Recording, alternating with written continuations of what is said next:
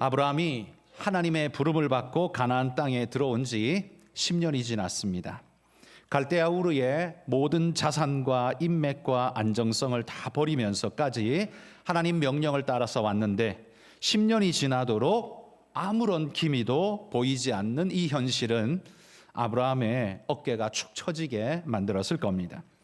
분명히 하나님은 내 씨를 주겠다라고 약속하셨는데 그 약속은 공수표가 되어서 머리 위를 맴돌아 다니고 그의 아내 사레는 여자로서 감당해야 하는 수치심과 모욕감은 이로 말할 수가 없었습니다. 당시 고대 여인들에게 출산이란 여자의 존재 가치였습니다. 그런데 나이 75세가 되도록 아무런 자식도 낳지 못한 사레는 마치 봄에 김 메고 좋은 씨를 잔뜩 뿌려줘도 씨가 다 말라 썩어버리고 아무런 싹도 틔우지 못하는 그런 황폐한 땅과 같은 그런 모양이었던 것이죠. 게다가 우리가 알다시피 아브라함에게는요, 집에서 기르는 종들이 얼마나 많았습니까? 롯을 구출하기 위해 318명의 장정들을 데리고 가서 그 전쟁을 치렀던 것을 우리는 기억합니다. 그렇다면 318명의 전쟁에 나갈 만한 남종이 있다면 그에게는 여종은 또 얼마나 많았겠습니까? 그의 식솔들, 가족들까지 다 합하면 아마도 1000여 명에 이르는 종들이 이 아브라함이 먹여 살리는 식솔이라고 생각되어집니다. 수백 명의 여종이 있었을 거라는 말이죠. 그렇다면 이 여종의 주모인 사레는 이 여종들의 눈길이 매우 부담스러웠을 겁니다. 주인이라서 밖으로 세게 말은 못하는데 자기들끼리 수군거릴 때 그때 사레는 그 눈치를 채면서 모멸감이 아마 이루 말로 할 수 없었을 겁니다. 그렇게 10년이 지난 어느 날 사레가 오늘 폭발하고 있습니다. 2절의 말씀을 보십시오. 여호와께서 내 출산을 허락하지 아니하셨으니 원하건대 내 여종에게 들어가라.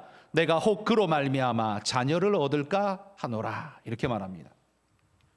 여기 하나님께서 여호와께서 내 출산을 허락하지 아니하셨으니 이렇게 말합니다. 그런데 이 부분을 영어 성경에 가서 보면 영어 성경에는 여호와께서 막으시니라는 좀 더 적극적인 단어를 쓰고 있습니다.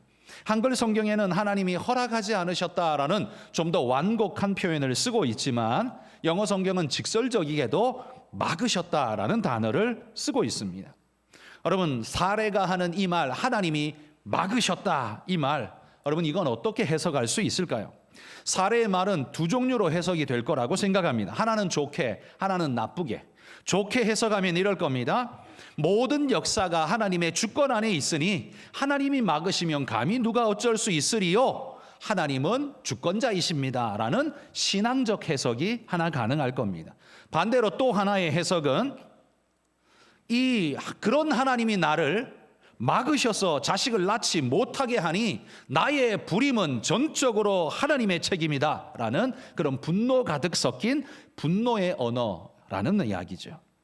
똑같은 상황인데요, 어떤 이들은 그걸 신앙의 언어로 해석할 수 있는가 하면 어떤 이들은 그걸 분노의 언어로 표출할 수 있습니다. 여러분, 우리는 내 상태에 따라서 이 두 가지의 해석 중 어느 하나를 택하지 않습니까? 사례만 이런 선택을 하는 게 아니라요, 우리도 우리의 삶이 꼬일 때 우리는 우리 삶에 대한 답답함을 어떻게 해석하고 있습니까? 답답함에도 불구하고 하나님을 신뢰하는 그 믿음을 놓지 않고 끝까지 붙잡는 신앙의 언어를 쓰고 계십니까? 아니면 점점 더 답답해지고 힘겨워짐에 이 책임을 하나님께 떠넘기면서 자신의 분노와 좌절을 정당화시키면서 분노의 언어를 쏟아내고 있습니까? 상황은 똑같이 하나인데 왜 해석이 이렇게 전자가 될 수도 있고 후자가 될 수도 있을까요? 여러분, 그렇게 선택하는 것은요, 환경 때문에 벌어진 일이 아니라 사실 그 환경을 맞이하여 반응하는, 해석하는 내 마음 때문에 이렇게 달라지는 겁니다. 상황이 열악하고 힘든 건 사실 객관적인 일입니다. 그러나 인생은 그게 객관적이라고 해서 우리는 객관적으로 반응하지 않습니다. 지극히 주관적으로 반응합니다. 그걸 어떻게 해석해서 내가 받아들이느냐에 따라 내 반응이 전혀 다르다는 거죠.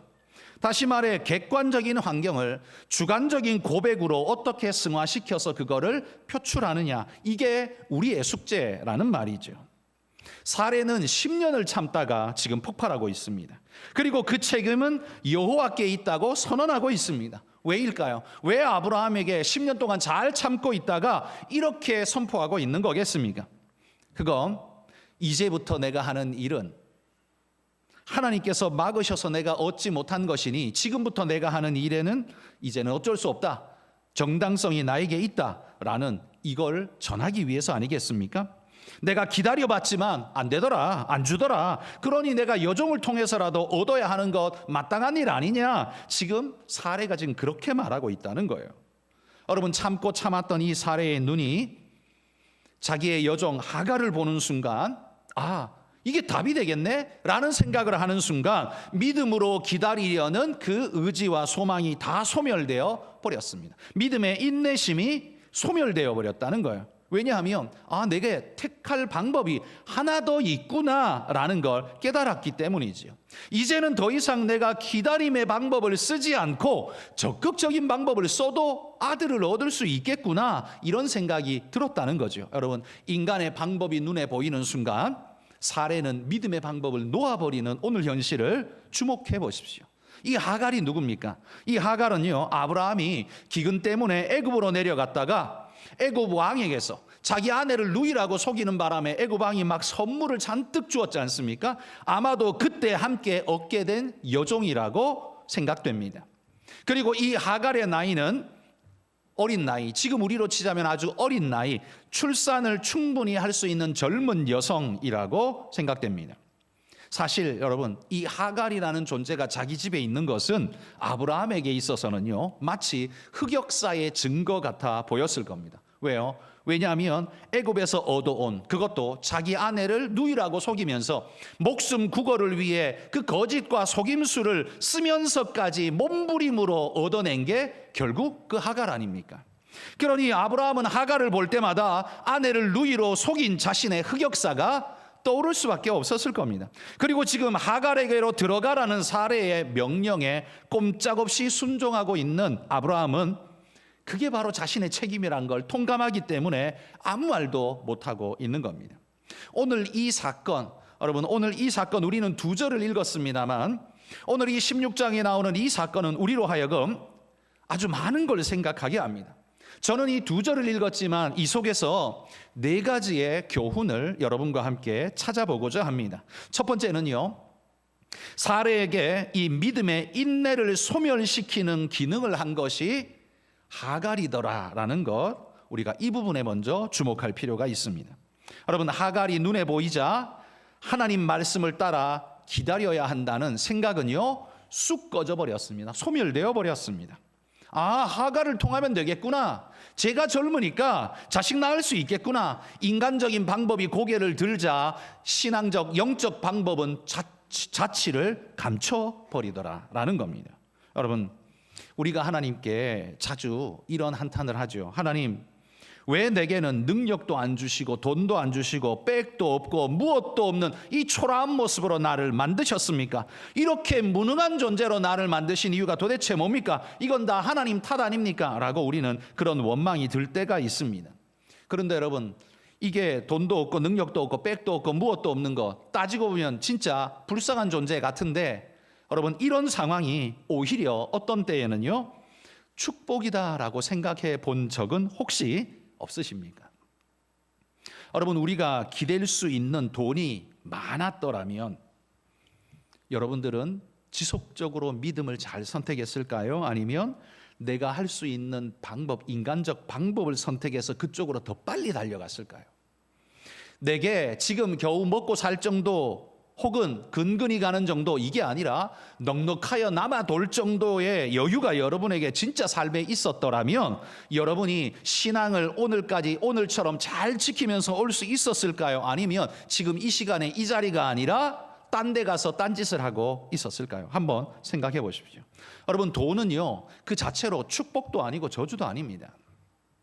돈이 많다고 해서 반드시 그게 축복이 되는 것도 아니고, 돈이 적다고 해서 반드시 그게 저주가 되는 것도 아닙니다. 돈은 그저 가치 중립적인 것입니다. 그러나 그 돈에 쓰는 사람이 그 방향성과 마음을 어떻게 싣느냐에 따라서 이 돈이 그때부터 가치라는 것을 갖기 시작합니다. 방향성이 생기는 순간부터 이것이 좋은지 나쁜지 선한지 악한지가 구별되어 진다는 말이에요. 그런데 우리에게 많은 재물이 주어질 때, 이때는 재물만 우리에게 주어지는 게 아니라 우리가 경험적으로 너무나 잘 알듯이 유혹의 요소가 꼭 반드시 뒤따라오더라는 거예요. 이 유혹이 너무 클 때, 여러분 이럴 때에는 차라리 이거 없는 게 더 유익이라는 생각 가져본 적 없으십니까? 혹시 여러분이요, 유산으로 물려줄 돈이 100억이 넘습니다. 그 100억을 보고 아들 둘과 딸 하나가 셋이서 싸워 제끼는데 서로 더 받아야 된다고 서로 싸우는데 의가 상해서 이제는 더 이상 서로 형제지간도 아닌 갈라져 싸워가지고 갈라진 상태로 얼굴도 보지 않는 상태가 되어 있다면, 그러면 100억 이상을 가지고 있는 부모의 심정은 100억 때문에 기쁠까요? 슬플까요? 이거 뭐 짊어지고 갈 수도 없는 건데, 다 쓰고 가지도 못할 건데, 자식에게 주기는 줘야 될 텐데, 그런데 이것 때문에 자식들 셋이 의가 상해서 서로 얼굴도 쳐다보지 않고 싸우고 있는 이런 형국이라면 이게 복이 아니라 저주 덩어리, 화가 아닐까요? 그러니 여러분, 이게 있다고 해서 반드시 복이 되는 것도 아니고 없다고 해서 반드시 화가 되는 것도 아닙니다. 오히려 없으면요, 부모님이 물려줄 유산이 없으면 자식들이 아예 기대도 안 하기 때문에 그런 걸로 절대 싸우지 않을 겁니다. 그리고 오히려 없으면 콩 한 쪽이라도 나눠 먹자라는 마음으로 오히려 정이 더 돈독해질지도 모릅니다. 있는 게 반드시 축복이 아니고 없는 게 반드시 저주도 아닙니다. 여러분 이렇게 한번 생각해 보십시오. 만약 사레에게 하갈이 없었다면 사레는 믿음을 좀 더 붙잡고 갈 수 있지 않았을까요? 한번 생각해 보십시오. 만약 사레에게 하갈이 없었다면, 그러니까 하갈을 보는 순간 그래 하갈이 있지, 이런 생각할 수 없도록 아예 하갈이 존재하지 않았더라면, 그 집에 존재하지 않았더라면, 그래서 하나님의 약속 말고 다른 방법이 있다라는 생각을 아예 원천적으로 하게 못했다면, 그럼 어땠을까요? 그럼 오히려 둘이 손 붙잡고 주님이 주시는 약속의 날까지 기다려 봅시다, 오히려 더 그러지 않았을까요? 하갈이 없는 게 더 축복이지 않았을까요? 여러분, 우리가 없는 것이 때로는 나의 믿음을 지켜주는 더 강한 버팀목이 될 수 있다는 것, 그래서 없는 게 오히려 복이 될 때도 있다는 사실을 여러분 기억하고 여러분 감사할 수 있기를 바랍니다. 여러분, 우리가 물질이 좀 없고 모자라서 불편할 수는 있습니다. 그러나 없었기 때문에 하나님을 붙잡는 내 손에 힘이 빠지지 않고 주님 더 붙잡으면서 하나님 없으면 안 됩니다 그러면서 하나님 더 붙잡게 되었다면, 오히려 여러분 없는 그것이 영적으로 더 큰 선물이 되지 않았을까요? 내가 아무것도 가진 것이 없는 것이 그것이 하나님이 나를 채워줄 능력이 없어서, 다시 말해서 하나님이 전능하지 않아서 벌어진 일이 아닙니다. 오히려 하나님이 전지하시기 때문에 일어난 일 아닐까요? 왜? 우리에게 감당하지 못할 만큼 많은 걸 주면 쓰러져 죽을 줄 아니까, 거기 휘말려 죽을 줄 아니까, 넘어져 폭삭 망할 줄 아니까 하나님이 아예 우리에게 주시지 않으신 거라면, 주지 않은 그것이 우리에게 참된 복 아닐까요? 그건 하나님이 무능해서가 아니라 오히려 하나님이 전지하시기 때문에 그러하신 거라면 그 하나님의 선택이 옳은 것 아닐까요? 연약한 우리가 무엇만 있으면 여러분 믿음보다 하갈을 더 선택할 줄을 하나님이 아시기 때문에 하나님이 오히려 그걸 우리에게 살짝 멀리 두신 것 혹시 아닐까요? 그렇다면 그 좀 멀리 있는 그것이 오히려 축복 아니겠습니까? 오히려 내 손에 잡히는 게 없어서 하나님을 더 붙잡고 있는 여러분의 현실이라면 좀 힘들 수 있지만 여러분 그게 우리에게 복이 될 수 있다는 사실을 믿으시기를 소망합니다. 여러분, 하갈 같은 종이 내게 없는 것이 남들이 볼 때는 넌 종도 없어? 아브라함 옆에 사람들이 그렇게 말할지도 모르지만 하갈 같은 종이 내게 없는 것이 남들이 보기에는 가난함의 표상일지는 모르나 오히려 가진 것이 없기에 하나님만 꼭 붙잡고 있다면 이 가난함이야말로 오히려 색다른 하나님의 선물이 될 수 있으리라고 믿습니다. 여러분, 그런 마음으로 이 세상 여러분의 삶을 돌아볼 수 있기를 축복합니다. 또 한 가지 오늘 사건을 보며 우리가 생각해 봐야 하는 것은요, 하나님이 기뻐하지 않으시는 이 방법, 하갈의 방법은 문제를 해결하는 게 아니라 오히려 또 다른 문제를 불러오고 있다는 사실을 우리는 주목해야 합니다. 사례는요, 하갈을 보는 순간 답이라고 생각했습니다. 하갈을 통하면 나의 문제, 사례의 문제 뭡니까? 무자. 이게 문제잖아요. 이 무자의 이 문제를 해결할 수만 있다면 나는 뭐든지 하겠다. 이게 지금 사례의 상태입니다. 그런데 하갈을 보는 순간, 야, 하갈을 통하면 나의 무자의 상태가 벗어날 수 있겠구나, 답이구나 라고 생각을 한 거예요. 맞습니다. 하갈을 통하면 아들을 얻을 수 있을 겁니다. 무자라는 이 문제를 해결할 수 있을 겁니다. 그런데 그 문제는 해결할 수 있는데요, 놀랍게도 사례가 전혀 생각지도 못한 문제가 그 답이라고 생각했던 것 그 뒤에 따라붙어 있다라는 거죠. 그러니까 답이라는 걸 이렇게 콱 물어보니까 그 속에서 마치 애기 터지듯 그 문제, 더 큰 문제, 독소의 문제가 빵 하고 터져버린 거예요. 어떤 문제입니까? 4절에 보십시오. 4절에 보면 하갈이 자기의 임신함을 알고 그의 여주인을 멸시한지라 이렇게 말합니다. 여러분, 사례는 이럴 거라고 생각지도 못했습니다.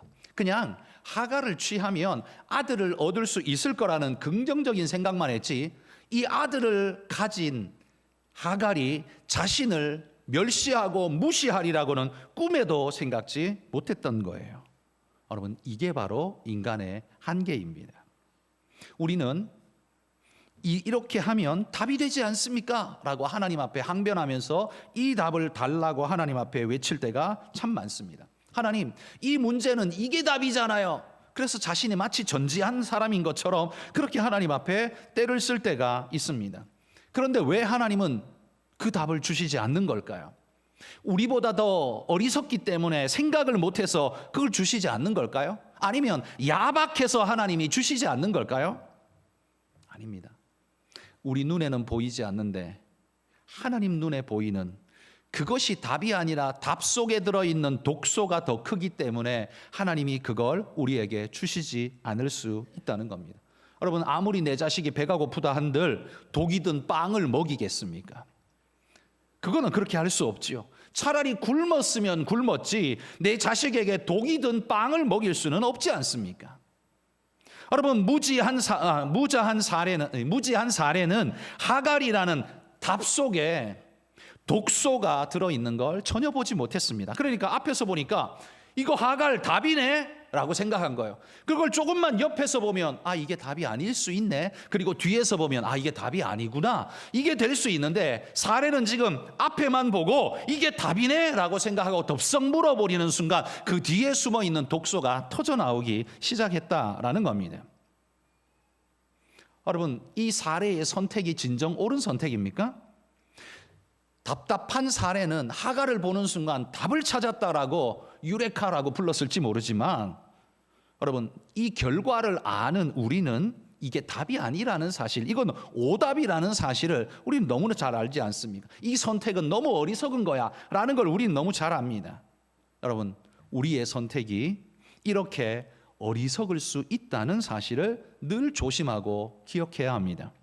내 눈에 답이 빤히 보인다면 여러분, 그건 아마도 사탄이 독을 발라둔 답일지 모릅니다. 그게 그렇게 그 문제가 그렇게 쉬울 것 같으면 왜 그렇게 많은 사람들이 거기 무너지고 쓰러지고 넘어지는 겁니까? 쉽지 않기 때문에 그런 겁니다. 아브라함은 애굽에서 부끄러운 자신의 허물의 열매가 오늘 자기 집 하갈로 와 있는데, 오늘 그것이 자기의 삶을 이렇게 흔들어 놓을 줄 아마 상상도 못했을 겁니다. 그냥 취하여 아들을 낳으면 문제가 해결될 거라고 아브라함도 그냥 생각을 했는데 이게 이런 문제가 될 줄 상상도 못했을 겁니다. 사례는 자신의 짧은 생각이 얼마나 엄청난 결과를 낳게 되는가를 되짚어 봐야 했습니다. 성도 여러분, 우리는 오늘 이 사건을 우리의 반면 교사로 삼으시기를 바랍니다. 하나님이 우리만큼 똑똑하지 못해서 눈에 보이는 답을 우리에게 주시지 않는 것이 아닙니다. 우리 눈에 쉽게 보이는 그것은 답이 아니라 사탄의 유혹일 수 있습니다. 그리고 그 뒤에 숨어 있는 독소까지 볼 수 있어야 그게 진짜 눈을 가진 자라고 말할 수 있지 않겠습니까? 여러분, 오늘 사례의 어리석은 선택, 눈에 보이는 당장 보이는 답이 답인 줄 알고 덥석 물었을 때 그 속에서 독이 터져 나오더라는 사실을 우리도 기억하고, 어리석게 아무거나 덥석덥석 물면 그것이 우리를 독으로 사망에 이르게 한다는 사실을 꼭 기억하시기를 바랍니다. 세 번째, 오늘 본문을 보며 우리가 또 하나 생각해야 할 건요, 사례가 그 2절 말씀에 보시면 사례가 아브라함에게 굉장히 강한 어조로 이야기를 합니다. 그러니까 주객이 전도된 것 같아요. 고대 사회는 이 가부장, 아버지의 권위, 남편의 권위가 이건 실로 막강한데, 이거 뭐 아브라함의 집안은 사례가 더 강한 것 같이 보여요. 2절의 말씀 보면 그렇잖아요. 왜 이럴까요? 이 사례의 강력한 주장 앞에 아브라함은요, 찍소리도 못하고 끌려가는 모습을 보여주고 있습니다. 여러분, 우리가 생각할 때 아브라함이라면, 사례가 이렇게 말할 때 적어도 아브라함이라면 한 번쯤은 이렇게 반문을 했어야 하지 않을까요? 아무리 우리가 급해도 하나님의 허락을 기다려야 하지 않겠습니까? 하나님이 약속하신 일인데 우리가 10년 동안 못 얻었다고 해서 지금 이렇게 당장 방향을 바꾸는 게 이게 하나님 앞에 옳겠습니까? 적어도 이렇게 한 번쯤은 브레이크를 거는 말을 해야 하지 않을까요? 그래야 될 것 같은데 문제는 뭐예요? 이 아브라함이 찍소리도 못한다는 거예요. 사례한테 찍소리도 못했다는 거예요. 왜일까요? 왜냐하면 그게 아브라함의 원죄 때문입니다. 아브라함의 원죄는 뭐예요?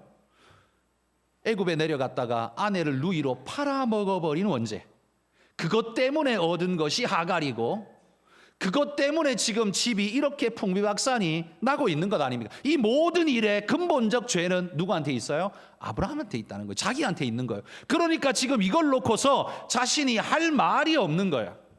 이게 맞든 그르든 뭐라고 말할 만한 자격이 자기가 못 된다고 생각하는 거예요. 아마 사례도 아브라함한테 이렇게 말했을지 모릅니다.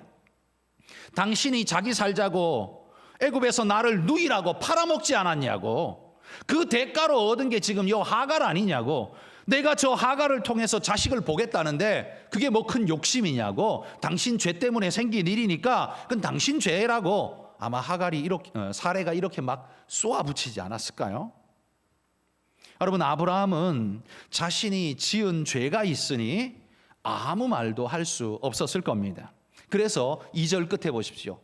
성경이 이렇게 말해요. 아브라함이 사례의 말을 들으니라. 그냥 순순히 끌려가는 모습을 봅니다. 도살장에 끌려가는 양의 모습처럼 순순히 끌려가고 있습니다. 그런데 이 모습을 보노라면 불현듯 여러분 떠오르는 또 다른 사건 하나가 있습니다. 그럼 바로 창세기의 선악과 사건입니다. 거기에 하와가 선악과를 뱀의 유혹받아서 따먹고 난 다음에 어떻게 해요? 남편에게도 줬습니다. 그때 남편 아담은 찍소리도 안 하고 주는 대로 받아 먹었습니다. 성경에 보면 뭐라고 쓰여 있냐면 남편에게도 주매 그도 먹은지라. 남편에게도 주매 그도 먹은지라. 여러분 보십시오. 아브라함이 사례의 말을 들으니라 이거하고 남편에게도 주매 그도 먹은지라, 이거 완전 똑같지 않나요? 그러니까 그 조상의 그 후손이에요. 둘이 지금 똑같이 일을 하고 있습니다. 하와가 주는 선악과를 아무 저항 없이 먹은 아담이나 사례가 밀어넣는 하갈을 아무 저항 없이 받아드는 아브라함이나, 이 너무나 닮은 꼴이라는 말이에요. 그러므로 여러분, 아내의 말이 무조건 진리라고 받지는 마십시오. 새겨 들으셔야 합니다. 때로는 인간적인 말들이 나올 때 우리가 브레이크를 걸 수 있는 믿음의 용기가 있어야 합니다. 그러나 여러분, 제가 하고 싶은 말은 이겁니다. 아브라함이 왜 말을 못했어요? 자기 죄가 있어서 그랬다 했습니다. 그렇죠? 여러분, 그리스도인이 이 세상에서 바르게 살지 않으면 세상 사람들의 바르지 않음을 말할 수 있습니까? 말할 수 없습니다.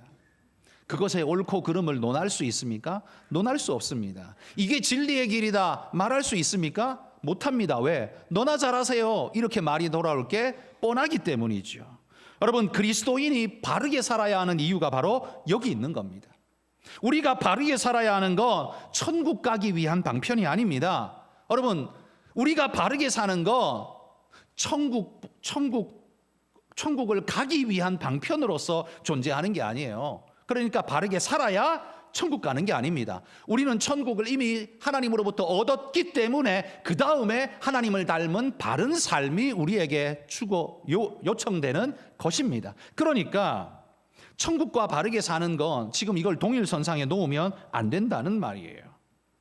천국 백성의 바른 삶을 세상에 보여주고 하나님의 영광을 나타내기 위해서 그리스도인은 바르게 살아야 합니다. 그러니까 여러분, 바르게 사는 건 구원론의 문제가 아니에요. 선교론의 문제예요.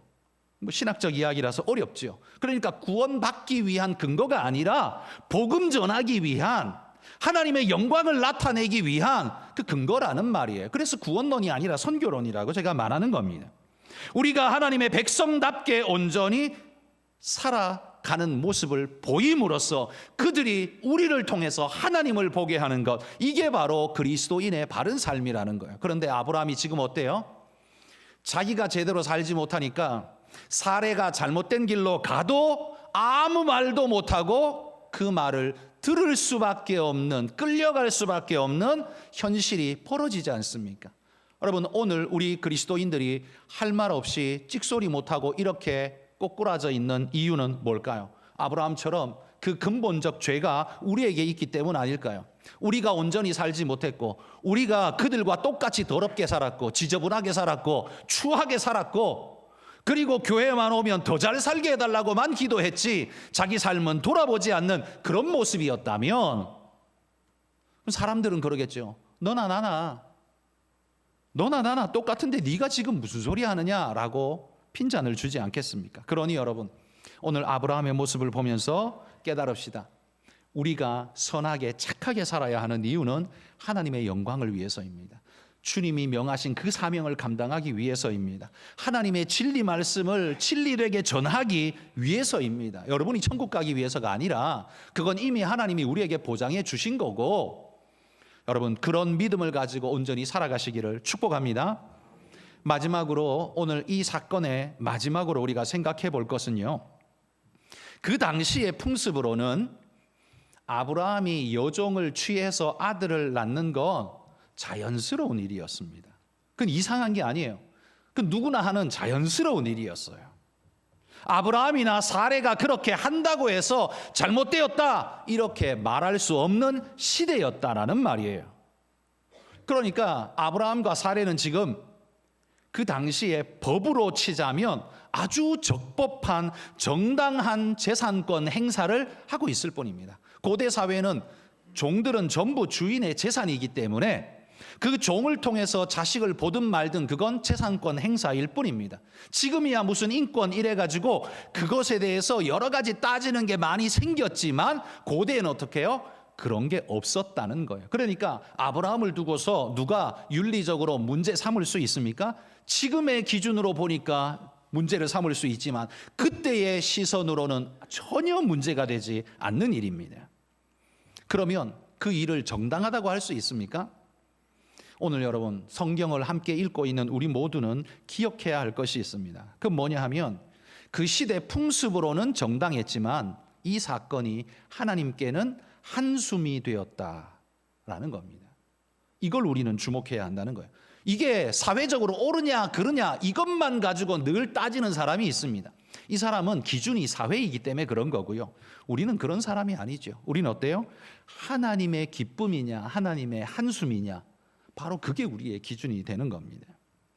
여러분, 이 아브라함이 그 시대에는 그렇게 해도 정당한 행위였지만 하나님이 그 시대에 아브라함을 향해서 가지고 있었던 기대는 어떤 것이었을까요? 아마 하나님은 아브라함에게 이렇게 말했을지 모릅니다.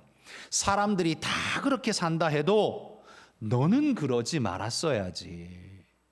너는 그러지 말았어야지. 아마 하나님이 이렇게 말하지 않았을까요?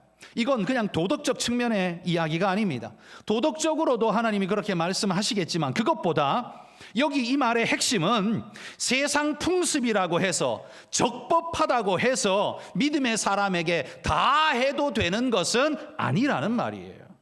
하나님이 기대하시는 삶의 자세가 따로 있다라는 거예요. 여러분, 따로 있다, 이게 뭐예요? 이걸 가리켜 구별이라고 말하는 겁니다.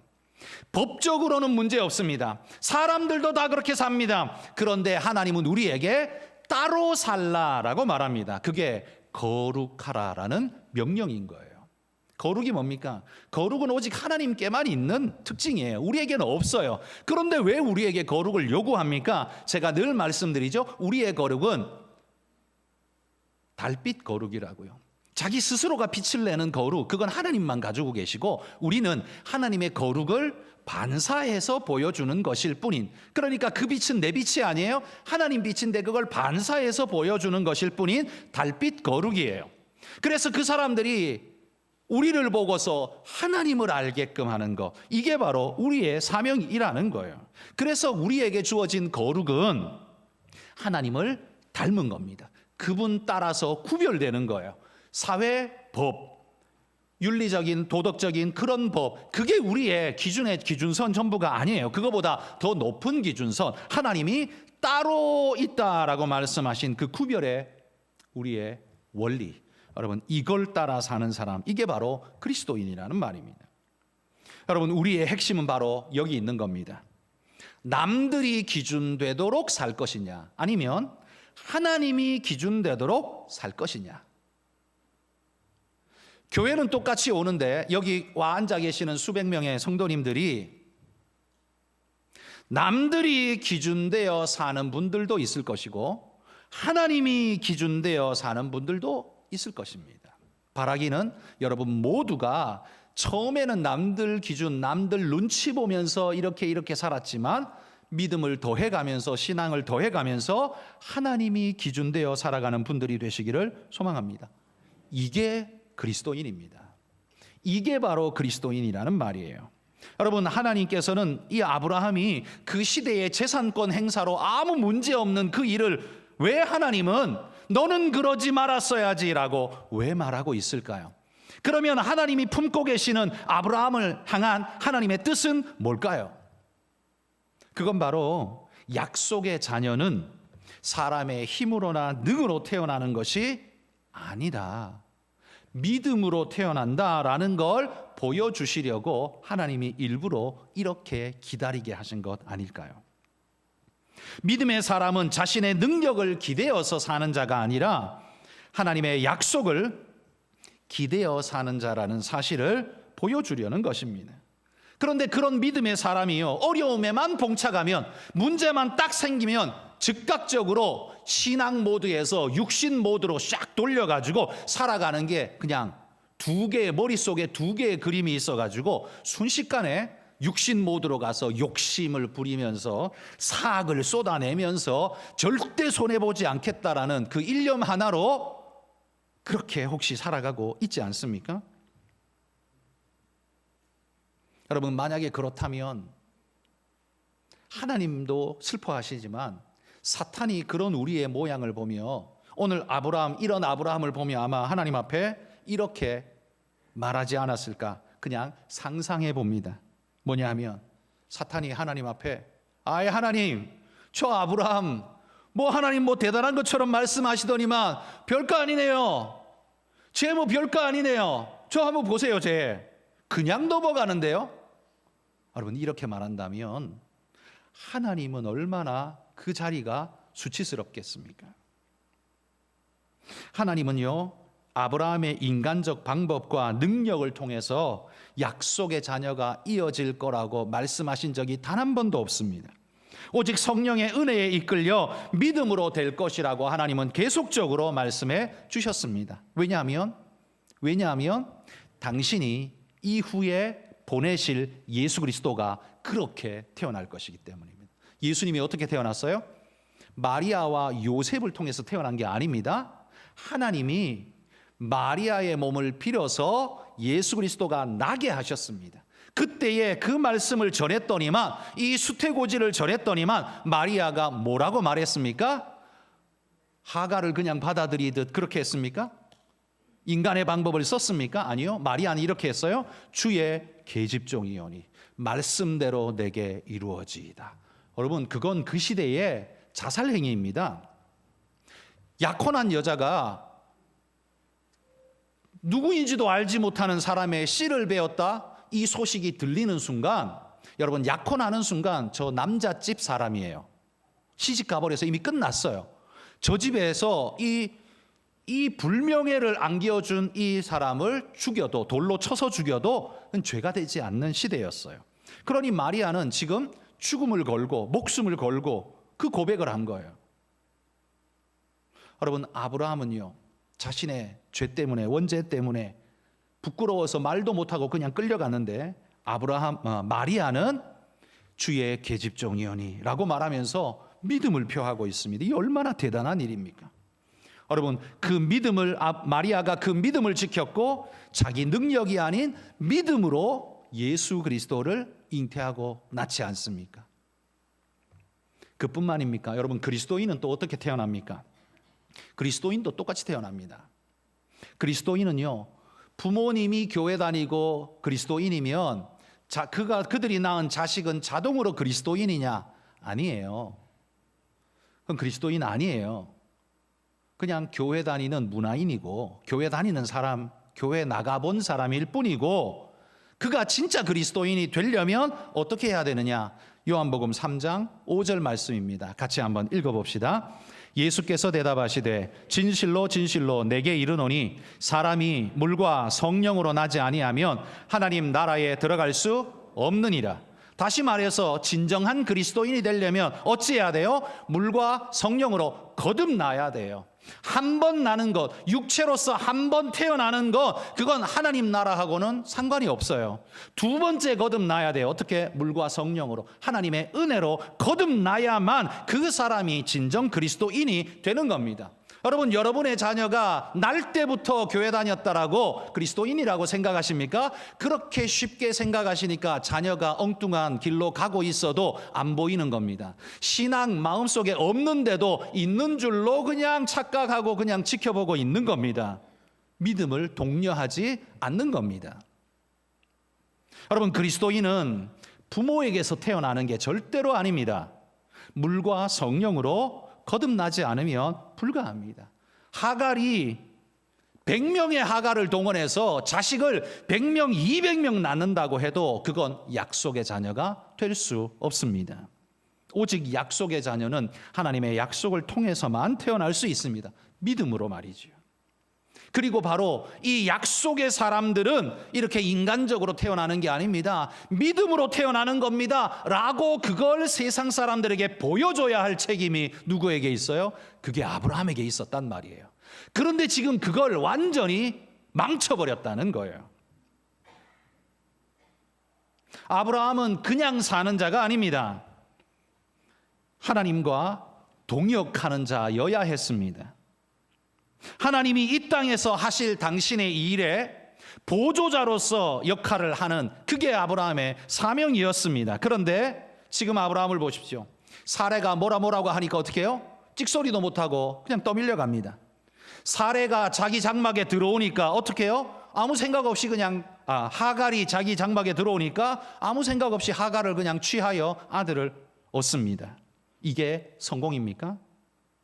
여러분, 떠밀린 인생은요, 절대로 하나님의 역사를 이루어갈 수 없습니다. 오직 하나님의 은혜를 붙잡고 가는 인생만이 하나님 역사를 이루지, 세상에 떠밀리고 욕심에 떠밀리고 인간의 방법에 떠밀린 자는 절대로 하나님의 일을 이룰 수 없습니다. 우리는요, 하나님이 이 땅에 이루시고자 하는 일을 보여줘야 할 책임이 있는 사람들입니다. 그래서 우리가 이 땅을 살고 있는 겁니다. 그래서 여러분, 그리스도인은 생존이 목적이 아닙니다. 물론 우리도 생명이 중요합니다. 살아남는 것 굉장히 중요합니다. 그런데 우리에게는요, 그거보다 더 큰 가치가 덧입혀져 있다는 겁니다. 그냥 생존하는 게 아니라 삶의 목적을 찾고 방향을 찾고 방법을 찾아서 하나님 보실 때 가장 아름다운 모습으로 살아가는 것, 이게 우리의 삶이라는 거죠. 그러나 하나님을 모르는 자들은 어때요? 일단 그냥 생존하는 것 자체가 목적이 된 존재처럼 됩니다. 생존하려니까 뭐가 필요해요? 돈이 필요한 거죠. 그러니까 그 돈 하는데 모든 걸 쏟아 부을 수밖에 없는 거죠. 여러분, 그리스도인에게도 돈이 필요하고 물질이 필요합니다. 그러나 우리는 그들처럼 그렇게 얻지는 않습니다. 우리는 그들처럼 그렇게 쓰지는 않습니다.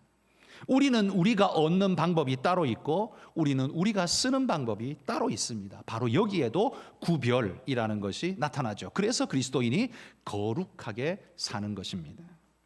여러분, 하나님과의 동역이 여러분에게 짐으로 여겨지십니까? 아니면 영광으로 여겨지십니까? 이 차이가 바로 우리의 본질적 차이입니다. 이 동역을 짐으로 여기게 되면 사례 같은 반응이 나타납니다. 좌절과 분노가 일어나서 폭발하고 있는 모습을 나타내게 되는 거예요. 그러나 여러분, 우리는 하나님과의 동역을 짐으로 생각하지 않습니다. 영광으로 생각합니다. 그래서 은혜로 붙잡고 하나님께 달려가는 자가 됩니다. 여러분, 그런 분들이 다 되시기를 축복합니다. 그래서 오늘 설교 말씀은 히브리서 11장 6절 성경으로 마무리하겠습니다. 히브리서 11장 6절 말씀 같이 읽습니다. 믿음이 없이는 하나님을 기쁘시게 하지 못하나니 하나님께 나아가는 자는 반드시 그가 계신 것과 또한 그가 자기를 찾는 자들에게 상 주시는 이심을 믿어야 할지니라.